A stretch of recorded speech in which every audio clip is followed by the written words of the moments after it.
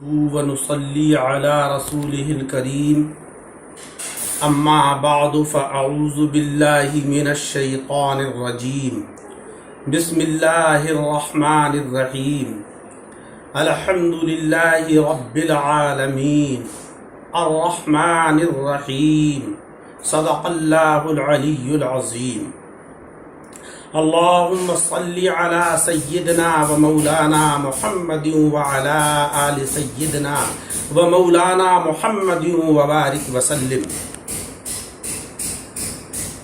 حضرات کرام، سورہ فاتحہ کی دوسری آیت کریمہ کا آج ذکر ہوگا۔ پہلی آیت کریمہ میں اللہ جل شانہ و عم نوالہ نے اپنی حمد کا ذکر فرمایا تھا کہ ساری خوبیاں اللہ جل شانہ و عم نوالہ کے لیے ہیں، جو سارے عالموں کا پالنہار ہے، سارے عالموں کا مالک ہے، سارے عالموں کی پرورش کر رہا ہے۔ اور آج جو آیت کریمہ ہے اس میں ہے الرحمن الرحیم، وہ رب بہت بڑا مہربان اور بہت ہی رحم والا ہے۔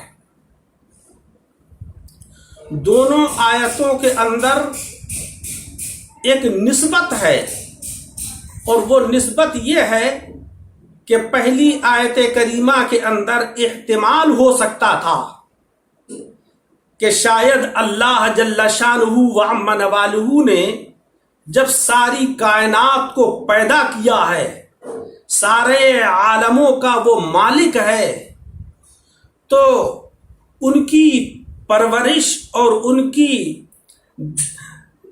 کی پرورش کرنے کے لیے وہ مجبور ہے۔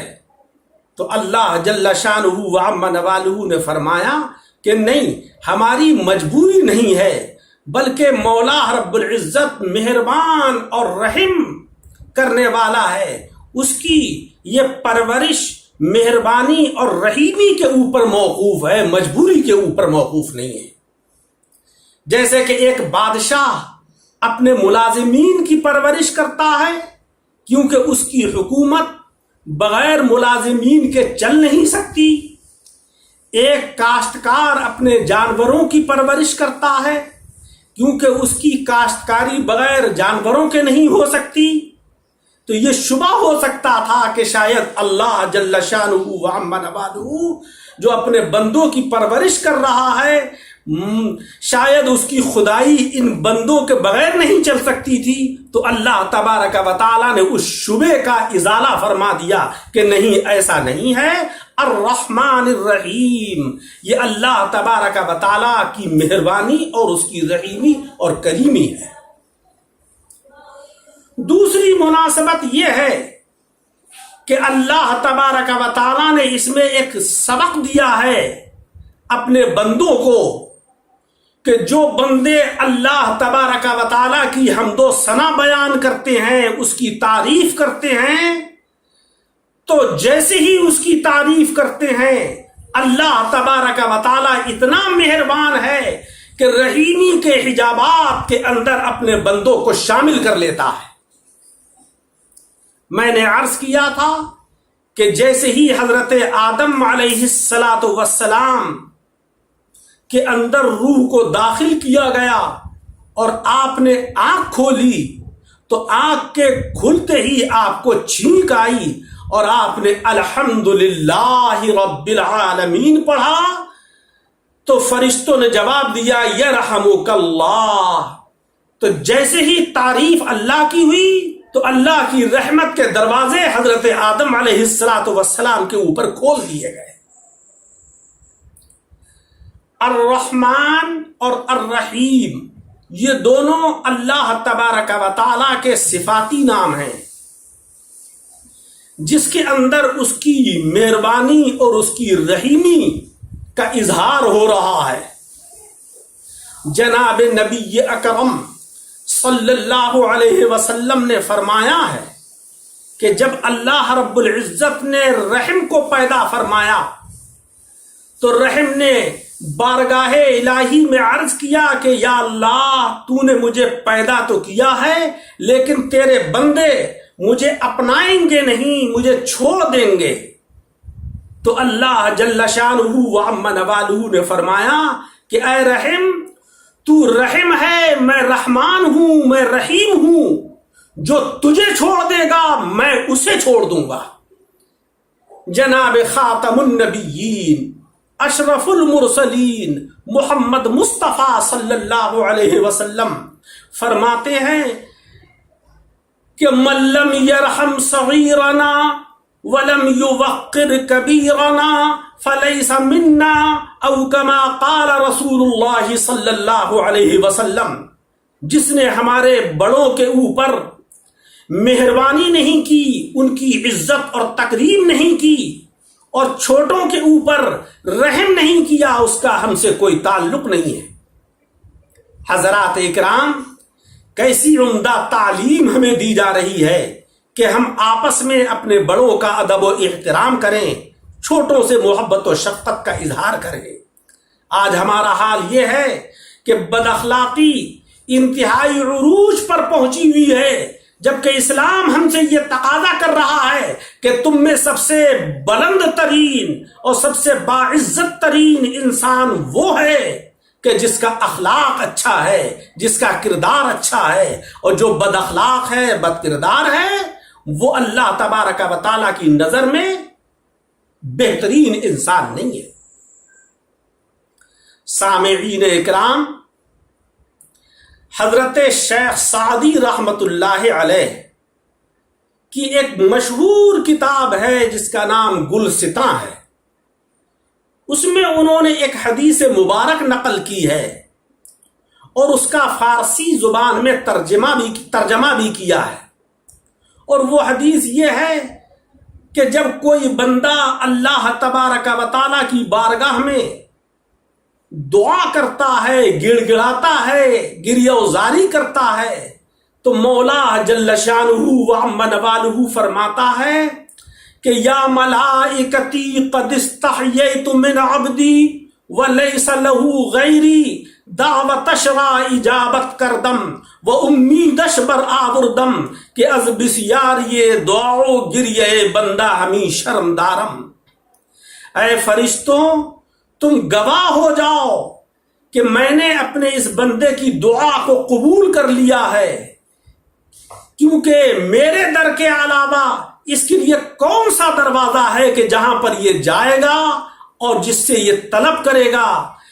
اس کی بزرگی، اس کے زیادہ رونے سے، اس کے زیادہ گڑگڑانے سے مجھے حیا آ رہی ہے، میری شان مہربانی اور میری شان رحیمی کے خلاف ہے کہ میں اس کی دعا کو قبول نہ کروں، اس لیے فرشتوں تم گواہ ہو جاؤ کہ میں اس کی دعا کو قبول کرتا ہوں۔ حضرت سعدی رحمت اللہ علیہ ایک شعر میں کہتے ہیں کہ کرم بین و لطف خدا بندگار، گناہ بندہ کر دست او شرمسار۔ کتنے شرم کی بات ہے کہ انسان کو گناہ کرتے ہوئے، غلطیاں کرتے ہوئے حیا اور شرم نہیں آتی، اور اللہ جل شانہ و عم نوالہ کی رحیمی اور کریمی کا یہ حال ہے کہ اس کو اپنے بندے کے زیادہ گڑگڑانے سے حیا آ رہی ہے اور وہ اس کی توبہ کو قبول کر رہا ہے۔ حضرات اکرام، اسی لیے اللہ جل شانہ و عم نوالہ نے فرمایا کہ الحمدللہ رب العالمین، ساری خوبیاں اللہ جل شانہ و عم نوالہ کے لیے ہیں۔ رب العالمین، جو تمام عالموں کا پالنہار ہے، سارے عالموں کا مالک و مختار ہے۔ الرحمن الرحیم، جو بہت ہی بڑا مہربان اور بہت رحم والا ہے۔ حضرات اکرام، آج ہمیں غور کرنا چاہیے کہ ہم آج اللہ کی رحمتوں سے کیوں محروم ہیں۔ وجہ یہ ہے کہ ہم نے عبادت و ریاضت میں کمیاں شروع کر دی ہیں، نہ ہمارا اخلاق اچھا ہے، نہ ہمارے دینی اور دنیاوی معاملات اچھے ہیں۔ یہ ساری خامیوں کی وجہ سے آج اللہ تبارک و تعالیٰ کی رحمتیں ہم سے دور ہو گئی ہیں۔ ہمیں یہ چاہیے کہ ہم 5 وقت کی نمازوں کی پابندی کریں. رمضان شریف کا مہینہ آئے تو روزوں کا اہتمام کریں. صاحب نصاب ہوں تو زکوٰۃ ادا کریں. صاحب حیثیت ہوں تو حج کریں. اپنے اخلاق کو بہتر بنائیں. اپنے اعز و اقارب سے معاملات کو بہتر بنائیں. اگر ہم تاجر ہیں تو تجارت کے امور کو شریعت مطہرہ کے مطابق انجام دیں. اگر ہم ملازم ہیں تو اپنے وقت کو ملازمت کے اعتبار سے انجام دیں. جب ہم سارے کے سارے خوبیوں کو، ساری کی ساری اچھائیوں کو اپنے اندر پیوست کر لیں گے اور شریعت مطہرہ کے پیکر بن جائیں گے تو یقیناً اللہ جل شانہ و عم نوالہ اپنی رحمتوں کے دروازے ہمارے اوپر وا فرما دے گا. قرآن عظیم میں ہے کہ لا تقنطوا من رحمت اللہ ان اللہ یغفر الذنوب جمیعا انہ هو الغفور الرحیم. تم اللہ کی رحمت سے نا امید مت ہو، بے شک اللہ جل شانہ و عم نوالہ تمہارے گناہوں کو معاف کر دے گا. وہ بہت بڑا مغفرت فرمانے والا اور بہت بڑا رحیم ہے. لیکن شرط یہ ہے کہ تم اللہ کی بارگاہ میں سربا سجود ہو بھی تو جاؤ. علامہ اقبال نے کہا ہے کہ مائل بکرم ہیں کوئی سائل ہی نہیں، راہ دکھلائیں کسے راہ رب منزل ہی نہیں. اللہ تبارک و تعالیٰ کی رحمتیں تو آج بھی انتظار کر رہی ہیں، کل بھی انتظار کر رہی تھیں، قیامت تک منتظر ہوں گی کہ کوئی بندہ خلوص نیت کے ساتھ آئے، اس کی بارگاہ میں گڑ گڑائے اور بندگی کا اظہار کرے، توبہ و استغفار کرے، تاکہ اللہ جل شانہ و عم نوالہ اپنی رحمت کے دروازے اس کے اوپر کھول دے. وہ تو الرحمن الرحیم ہے. مولا تبارک و تعالیٰ سے دعا ہے کہ اللہ تعالیٰ مجھے بھی اور آپ سب حضرات کو بھی عمل کرنے کی توفیق عطا فرمائے. آمین. وآخر دعوانا ان الحمد للہ رب العالمین. میری اس ویڈیو کو سننے کے بعد آپ حضرات سے گزارش ہے کہ ہمارے اس چینل کو سبسکرائب کریں، لائک کریں اور شیئر کرنے کی زیادہ سے زیادہ کوشش کریں تاکہ درس قرآن کا یہ پیغام امت محمد مصطفیٰ صلی اللہ علیہ وسلم کے اندر دور دور تک پہنچ جائے. اللہ عمل کی توفیق عطا فرمائے.